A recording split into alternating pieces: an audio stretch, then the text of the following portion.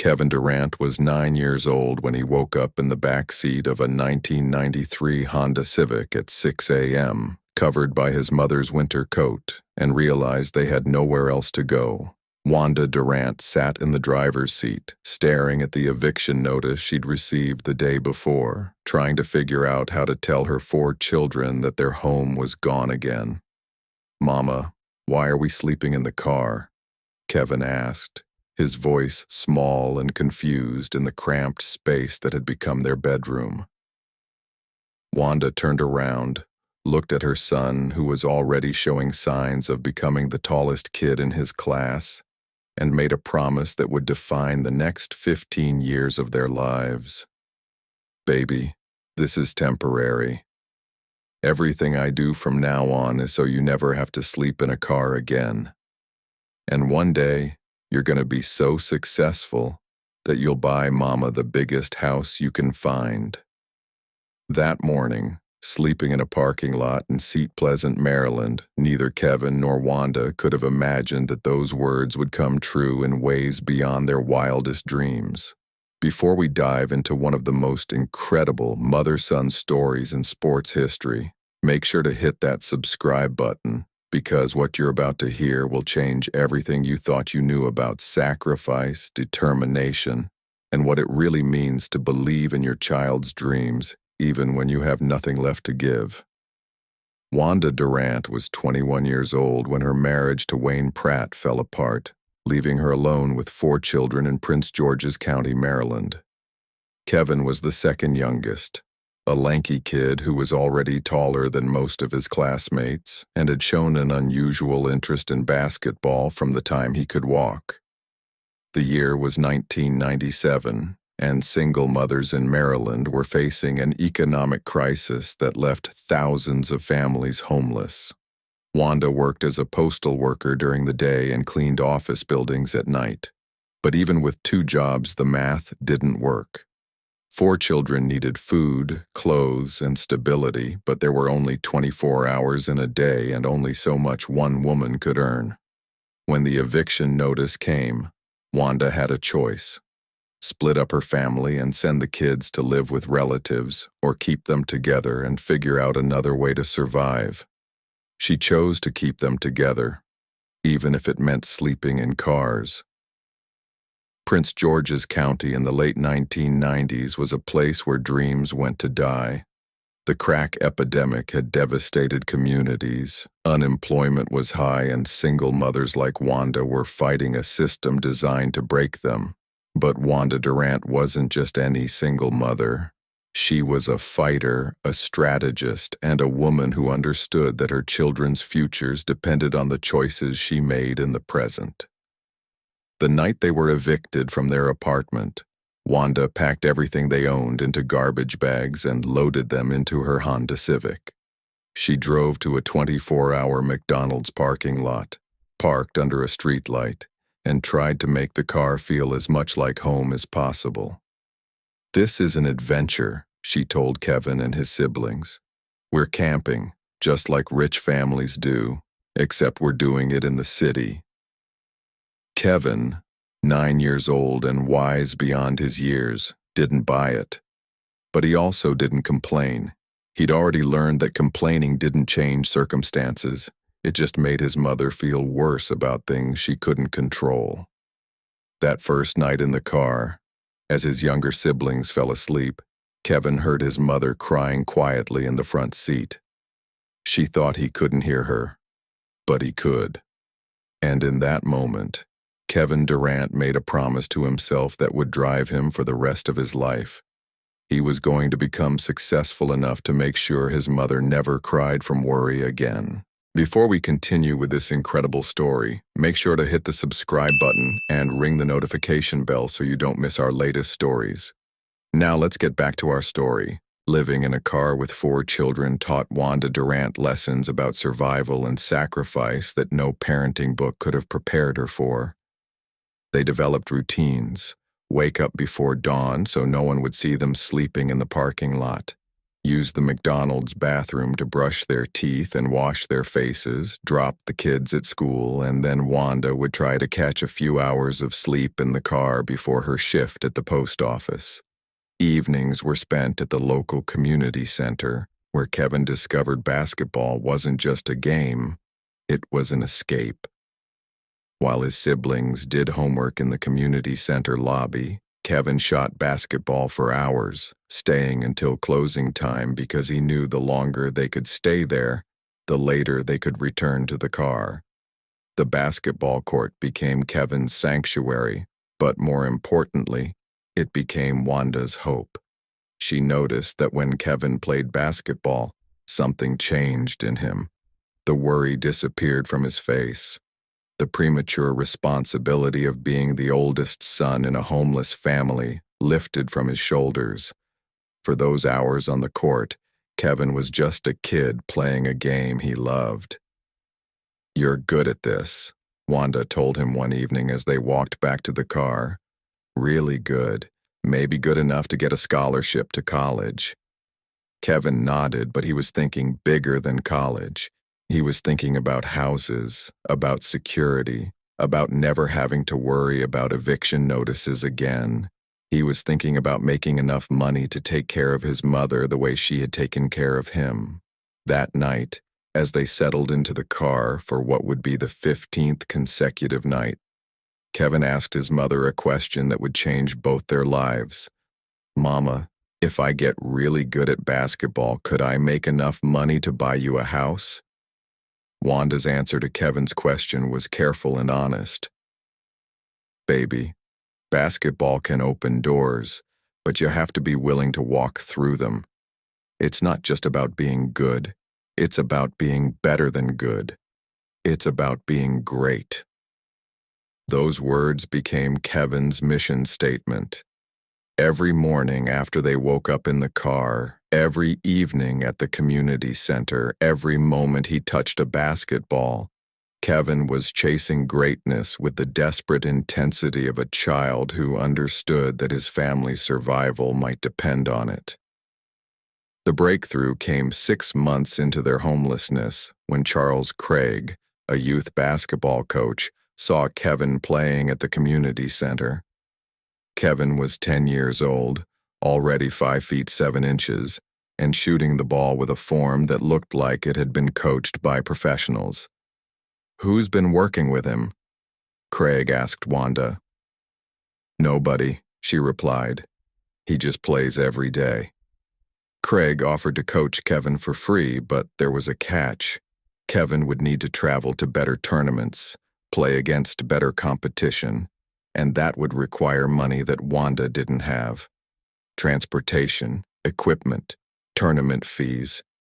It could cost hundreds of dollars a month. Wanda looked at her son, saw the hope in his eyes, and made another decision that would define their journey. She would find a way to make it work, even if it meant more sacrifice, more hardship, more nights sleeping in uncomfortable places. "We'll figure it out," she told Coach Craig. "Kevin's going to be great, and great kids need great opportunities." Wanda Durant's hustle during Kevin's preteen years became legendary among the families in their basketball community. She worked her postal job during the day, cleaned offices at night, and on weekends, she found every possible way to earn extra money to fund Kevin's basketball dreams. She sold homemade lunches to her co-workers. She braided hair in the evenings for neighborhood women. She cleaned houses on Sundays. She returned bottles and cans for deposit money. Every dollar, every quarter, every penny went toward Kevin's development as a basketball player. The car became their mobile base of operations. Wanda had mapped out every 24-hour business in Prince George's County where they could park safely, every public bathroom they could use, every place with Wi-Fi where the kids could do homework. They lived like nomads, but nomads with a purpose. Kevin's basketball improved dramatically under Coach Craig's guidance, but the financial pressure was crushing. Tournament entry fees were $75 each. Travel to tournaments required gas money, food money, sometimes hotel money if they were too far from home. Kevin needed new shoes every few months because he was growing so fast and playing so much that he wore them out completely. Wanda would sit in the stands at Kevin's games, cheering louder than any other parent, hiding the fact that she had skipped meals to pay for his tournament entry fee. She would watch her son dominate against kids from wealthy families who had every advantage, and she would feel proud and heartbroken at the same time. "Mama's biggest fan," Kevin would say when people asked about his motivation. What he didn't say was that his mama was also his biggest sacrifice. By age 12, Kevin Durant was 6 feet 0 inches tall and the best youth basketball player in Maryland. College scouts were already taking notice, asking Wanda for contact information, promising that Kevin had a bright future if he continued developing. But the immediate present was still a struggle. They had been homeless for almost 2 years when a social worker named Patricia Williams encountered their situation. Patricia had seen the family at various community centers and had pieced together that they were living in their car. Instead of reporting them to child services, which could have separated the family, Patricia did something different. "I know a family that might be able to help," she told Wanda one evening. "They're looking for a tenant for their basement apartment. The rent would be affordable, and they understand your situation." The Richardson family offered Wanda and her children a basement apartment for $400 a month, less than half of what market rate would have been. It wasn't much. 2 small rooms, a shared bathroom, no kitchen, but it had a roof, heat, and most importantly, it was stable. The night they moved out of the car and into the Richardsons' basement, Kevin hugged his mother and whispered, "We did it, Mama. We have a home again." But Wanda knew this was just the beginning. Kevin's talent was undeniable, but talent without support was wasted potential. And supporting a future NBA player required more resources than a postal worker could provide alone. That's when she made the biggest gamble of her life. Wanda Durant's decision to invest everything in Kevin's basketball career wasn't just about basketball. It was about breaking a cycle of poverty that had trapped her family for generations. She saw in Kevin's talent not just the potential for personal success, but the possibility of changing their entire family's trajectory.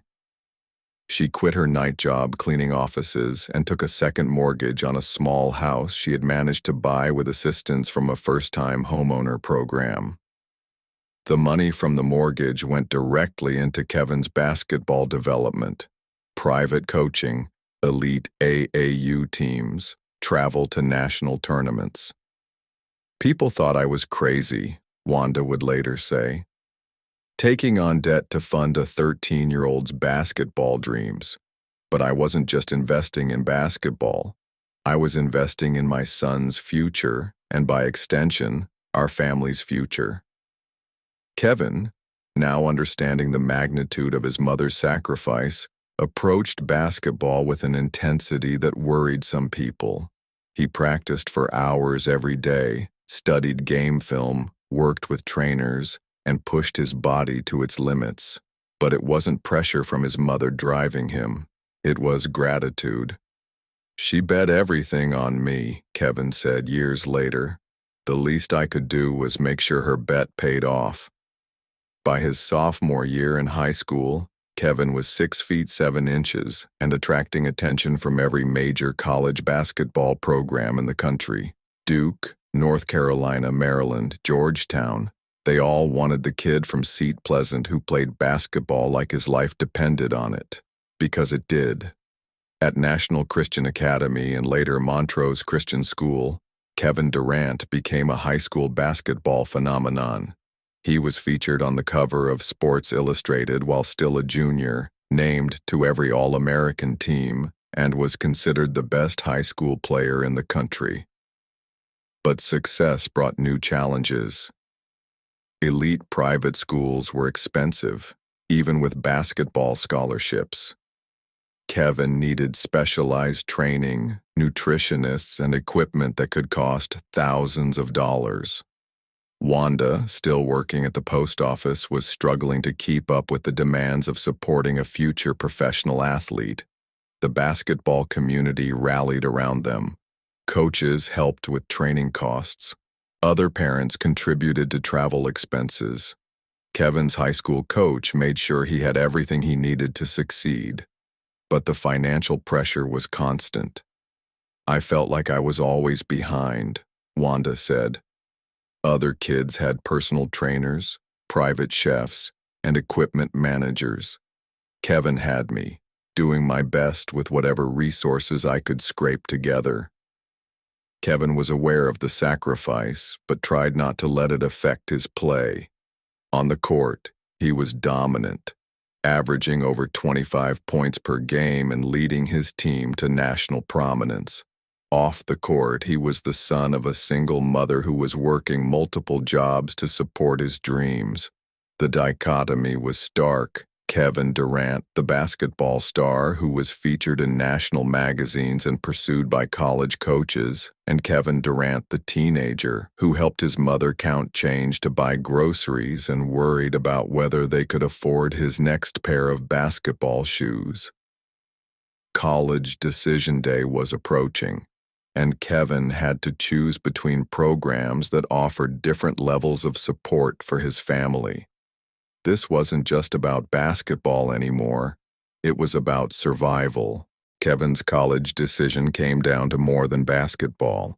While programs like Duke and North Carolina had prestige, the University of Texas offered something unique: proximity to potential NBA development and a support system that understood Kevin's family situation. "I need to be somewhere that understands my mama has sacrificed everything for me," Kevin told recruiting analysts. "I'm not just choosing a school for me, I'm choosing a school for my family." Texas coach Rick Barnes had been recruiting Kevin for 2 years and understood the Durant family dynamics. He assured Wanda that Kevin would be supported not just as a basketball player, but as a young man with responsibilities to his family. Kevin's 1 year at Texas was spectacular. He averaged 25.8 points and 11.1 rebounds per game, was named Big 12 Player of the Year, and led the Longhorns to the Elite Eight. But more importantly, he proved he was ready for the next level. NBA scouts were unanimous. Kevin Durant was a generational talent who would be selected in the top 3 picks of the 2007 NBA draft. The kid who had slept in cars was about to become a millionaire. The night Kevin announced he was declaring for the NBA draft, Wanda cried. Not tears of sadness, but tears of relief. The gamble was about to pay off. The sacrifice was about to be worth it. The nights sleeping in cars, the skipped meals, the multiple jobs, the borrowed money, all of it was leading to this moment. "I'm about to take care of you, Mama," Kevin told her, "the way you took care of me." June 28, 2007, NBA Draft Night at Madison Square Garden. Kevin Durant sat in the green room wearing a suit that cost more than his mother had made in some months during their homeless period.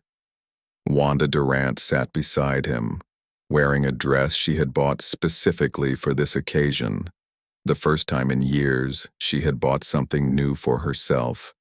The Seattle Supersonics had the second overall pick, and everyone knew they were choosing between Kevin Durant and Greg Oden. Kevin was the more skilled player, but Oden was the more traditional center that many teams preferred. When NBA Commissioner David Stern announced, with the second pick in the 2007 NBA draft, the Seattle Supersonics select Kevin Durant from the University of Texas, Kevin hugged his mother and whispered in her ear, "We did it, Mama. We really did it." The rookie contract Kevin signed was worth $19.5 million over 4 years. For a family that had been homeless less than a decade earlier, it was an incomprehensible amount of money. Kevin's first purchase wasn't a car or jewelry or clothes.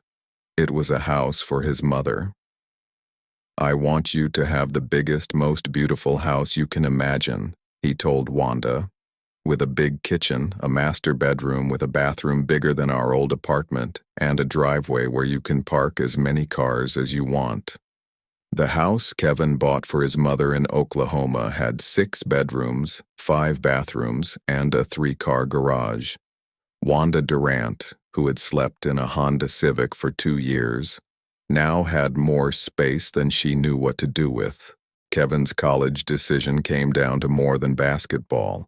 While programs like Duke and North Carolina had prestige, the University of Texas offered something unique: proximity to potential NBA development and a support system that understood Kevin's family situation. "I need to be somewhere that understands my mama has sacrificed everything for me," Kevin told recruiting analysts. "I'm not just choosing a school for me, I'm choosing a school for my family." Texas coach Rick Barnes had been recruiting Kevin for 2 years and understood the Durant family dynamics. He assured Wanda that Kevin would be supported not just as a basketball player, but as a young man with responsibilities to his family. Kevin's 1 year at Texas was spectacular. He averaged 25.8 points and 11.1 rebounds per game, was named Big 12 Player of the Year, and led the Longhorns to the Elite 8. But more importantly, he proved he was ready for the next level. NBA scouts were unanimous. Kevin Durant was a generational talent who would be selected in the top 3 picks of the 2007 NBA draft. The kid who had slept in cars was about to become a millionaire. The night Kevin announced he was declaring for the NBA draft, Wanda cried. Not tears of sadness, but tears of relief. The gamble was about to pay off. The sacrifice was about to be worth it. The nights sleeping in cars, the skipped meals, the multiple jobs, the borrowed money, all of it was leading to this moment. "I'm about to take care of you, Mama," Kevin told her, "the way you took care of me." June 28, 2007, NBA draft night at Madison Square Garden. Kevin Durant sat in the green room wearing a suit that cost more than his mother had made in some months during their homeless period. Wanda Durant sat beside him, wearing a dress she had bought specifically for this occasion.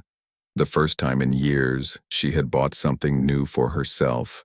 The Seattle Supersonics had the 2nd overall pick, and everyone knew they were choosing between Kevin Durant and Greg Oden. Kevin was the more skilled player, but Oden was the more traditional center that many teams preferred.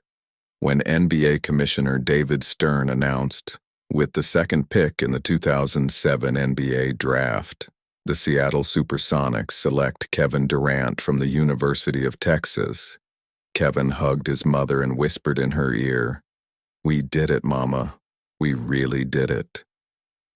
The rookie contract Kevin signed was worth $19.5 million over 4 years. For a family that had been homeless less than a decade earlier, it was an incomprehensible amount of money. Kevin's first purchase wasn't a car or jewelry or clothes. It was a house for his mother. "I want you to have the biggest, most beautiful house you can imagine," he told Wanda. "With a big kitchen, a master bedroom with a bathroom bigger than our old apartment, and a driveway where you can park as many cars as you want." The house Kevin bought for his mother in Oklahoma had 6 bedrooms, 5 bathrooms, and a 3-car garage. Wanda Durant, who had slept in a Honda Civic for 2 years, now had more space than she knew what to do with. Kevin's rookie season with the Seattle Supersonics was everything he had dreamed of, and more challenging than he had expected. The NBA was faster, stronger, and more demanding than college basketball. Veterans who had been in the league for years were now his teammates and competitors. But Kevin had something most rookies didn't have: perspective. When other young players complained about the grind of an 82-game season, Kevin remembered sleeping in cars. When they struggled with the pressure of professional expectations, Kevin remembered his mother working 3 jobs to pay for his tournament fees. "Basketball pressure isn't real pressure," Kevin said during his rookie year. "Real pressure is being 9 years old and wondering where you're going to sleep tonight. Real pressure is watching your mother choose between paying rent and buying groceries. This is just basketball." Kevin averaged 20.3 points per game his rookie year and won the Rookie of the Year award. But individual success wasn't enough. He wanted to win championships both for himself and for his mother, who had sacrificed everything to get him to this point. The Supersonics moved to Oklahoma City after Kevin's rookie season, becoming the Thunder. Kevin embraced the move and the city, seeing it as an opportunity to build something special while maintaining the humble, hard-working values his mother had instilled in him. "Oklahoma City reminds me of where I came from," Kevin said. "It's a place where people work hard and appreciate what they have. That's how my mama raised me." The 2013-14 NBA season was Kevin Durant's masterpiece. He averaged 32 points, 7.4 rebounds, and 5.5 assists per game, leading the Oklahoma City Thunder to 59 wins and the Western Conference Finals. At the end of the season, he was named NBA Most Valuable Player. Kevin's MVP acceptance speech became one of the most emotional moments in NBA history. Standing at the podium with his mother in the front row, Kevin delivered words that resonated far beyond basketball. "You made us believe," he said, looking directly at Wanda. "You kept us off the street. You put clothes on our backs, food on the table. When you didn't eat, you made sure we ate. You went to sleep hungry. You sacrificed for us. You're the real MVP." The entire arena was in tears. Wanda Durant, who had slept in cars to fund her son's dreams, was being honored on national television as the most valuable person in an MVP's life. It was validation for every sacrifice, every sleepless night, every moment of doubt she had endured. "I never did it for recognition," Wanda said later. "I did it because that's what mothers do. We sacrifice for our children." But to hear Kevin acknowledge it publicly, to see him understand what those years cost me, that meant everything. The speech went viral, watched millions of times around the world. Kevin Durant wasn't just being celebrated as an elite athlete, he was being praised as a son who remembered where he came from and honored the woman who got him there.